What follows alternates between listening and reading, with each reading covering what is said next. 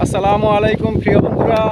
বদ্ধ ভোরবেলা ঘুম থেকে জেগে ঘুম আর কোথায় যেতে পারলাম, যাকে বলে দামি ঘুমেরই নামান্তর। সামাজিক যোগাযোগ মাধ্যমে প্রবেশ করে দেখি দেশের প্রথম সারির প্রিন্ট আর ইলেকট্রিক মিডিয়াগুলো মহাসমারোহে একযোগে প্রচার করা যাচ্ছে দেশের ইতিহাসে নাকি সর্বকালের সেরা বিদ্যুৎ উৎপাদনের রেকর্ড করেছে। আসলে মানবজাতির জীবন ধারণের জন্য বায়ু পানি যেমনই অপরিহার্য, তেমনি বর্তমান প্রজন্মে বিদ্যুৎ ও প্রাত্যহিক প্রয়োজনে অত্যাবশ্যকীয় একটি বিষয় হয়ে দাঁড়িয়েছে।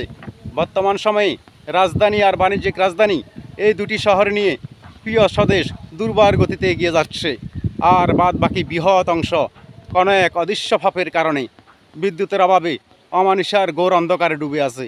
এই বৈষম্য আর অবহেলা আমাদেরকে দেশান্তরী করে দেওয়ার সামিল।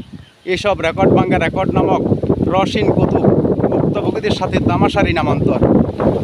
আফ্রিকার গহীন জঙ্গলের গন্ডারের চামড়া থেকেও বহুগুণ পুরো চামড়া এখন বাঙালির পিঠে গজিয়ে আছে। তাই অসমতা আর বঞ্চনা আমাদের সহ হয়ে গেছে।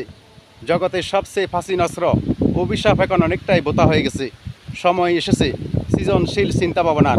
অসম বন্টনকারীদের আমরা যেমন মানসিকভাবে বয়কট করতে শিখেছি, তেমনি শহর নগর বন্দর কিংবা প্রত্যন্ত গ্রামে এদেরকে সামাজিকভাবে বয়কট করার আহ্বান রেখে গেলাম।